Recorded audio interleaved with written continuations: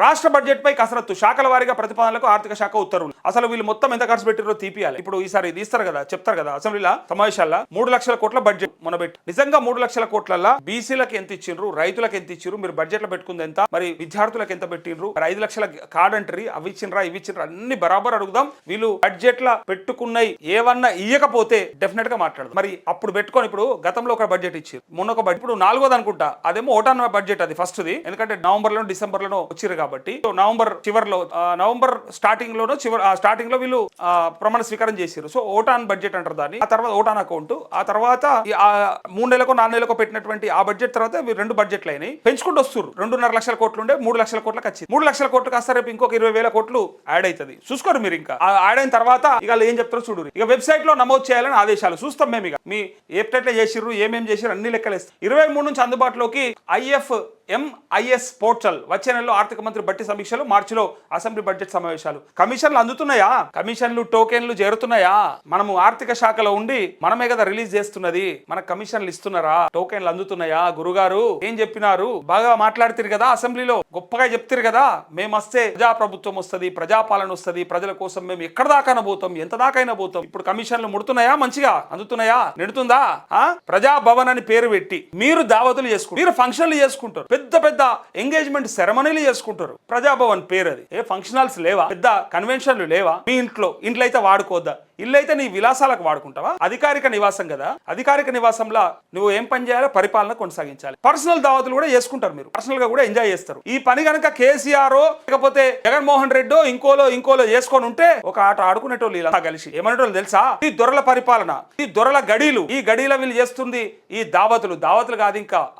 ఇంకా ఎన్ని చెప్పిరు తెలుసా? బుల్లెట్ ప్రూఫ్ అద్దాలట బాత్రూమ్ లో కూడా ఉన్నాయట. నాకు ఆ మాట విన్నాడు, వాళ్ళు చెప్పినాడు. మరి ఈయన అడిగితే చెప్తాడు కదా నిజంగా బుల్లెట్ ప్రూఫ్ అద్దాలు ఇవాళ నువ్వేడుంటున్నావే? ఆర్థిక శాఖ మంత్రి జర్ర ఏమనలేకపోతున్నాం కానీ ఇంకా గట్టిగా అడుగుతా ఉన్నారు గ్రామాలలో, నువ్వు ఏడవంటున్నావే బట్టన్నా అంటున్నారు. ఇలా నువ్వు కూడా ఆనే అంటున్నావు కదా, మరి కేసీఆర్ ని గట్లాంటివి కదా, 100 పడకల గదుల ఉంటున్నాడు, 100 గదుల ఆ పెద్ద ప్రగతి భవన్లు ఉంటున్నాడు, 150 కోట్లతో కట్టినట్టు కదా. ఇలా అమరేన్లు ఉంటున్నారు, కేసీఆర్ ఇంటికి ఎత్తుకపోయినాడు, అంత మడత పెట్టుకొని నెత్తి మీద పెట్టుకపోయిందా అని ఇలా ప్రజలు అడుగుతున్నారు. వీటికి సమాధానం చెప్పాలి బట్టి విక్రమార్క గారు. మనం ఉట్టిగానే బటగాల్చి మీదేసుడు బురదదాలుడు చేస్తే అవతలుడు తుడుచుకోలేక చచ్చిపోతాడు, కడుక్కోలేక చచ్చిపోతాడు. మళ్ళీ నాశనంటోడు చెప్పాలి నిజాలు, లోపల అది లేదు బయట ఇది లేదు అని చెప్పి. సో బట్టనకు కొంచెమన్నా మరి ఆలోచన ఉందో లేదో ఆ రోజు అయితే ఇక అన్నింటినీ సమతుల్యం చేస్తారట. ఇక వచ్చే ఆర్థిక సంవత్సరానికి సంబంధించి బడ్జెట్ రూపకల్పనపై రాష్ట్ర ప్రభుత్వం కసరత్తు మొదలుపెట్టింది. అయితే 2026-27కు సంబంధించిన బడ్జెట్ ప్రతిపాదనలు శాఖల వారీగా పంపించాలని ఆర్థిక శాఖ శనివారం ఉత్తర్వులు జారీ చేసింది. అన్ని రకాల వివరాలను వెబ్సైట్ లో నమోదు చేయాలని సూచించింది. అయితే ఈ పోర్టల్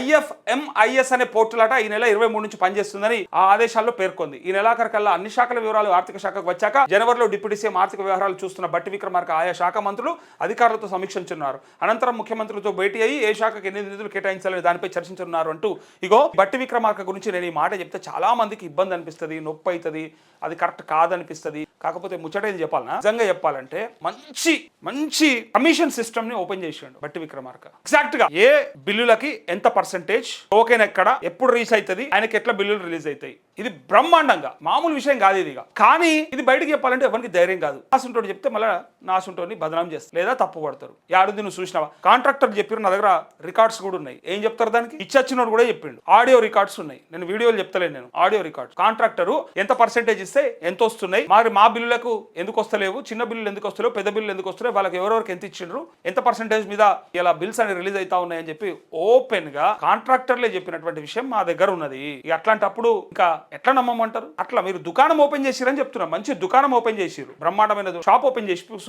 అన్నింటినీ సమతుల్యం చేస్తూ సంక్షేమ పథకాలు, అభివృద్ధి కార్యక్రమాలు, ఉద్యోగుల వేతనాలు, వారికి చెల్లించే బకాయిలు, PRC కొత్త నియామకాలు, ఇలా అన్ని రకాల సమతుల్యంతో బడ్జెట్ ను రూపొందించాలని భావిస్తున్నారు. వచ్చే సంవత్సరం బడ్జెట్ అంచనాలతో పాటు ప్రస్తుత ఆర్థిక సంవత్సరానికి సంబంధించిన సవరించిన అంచనా వ్యయాలను కూడా సమర్పించాలని ఆదేశాలు సూచించారు. అప్పులు, రుణాలు, వాటికి చెల్లించే వడ్డీలు, FRBM పరిధిలోని అంశాలు పొందుపరచాలని పేర్కొన్నారు. దీంతో పాటు ప్రత్యేక రాష్ట్రం ఏర్పడిన నాటి నుంచి ఆయా శాఖల వారీగా అన్ని తెప్పించుకో ఇంకా బ్రహ్మాండంగా కొత్తగా బడ్జెట్ క్రియేట్ చేయండి, పెట్టండి, ఆ బడ్జెట్లన్నీ మీరే నింపుకోండి, జేబులు నింపుకోరు అని ప్రజలు అనుకుంటున్నారు.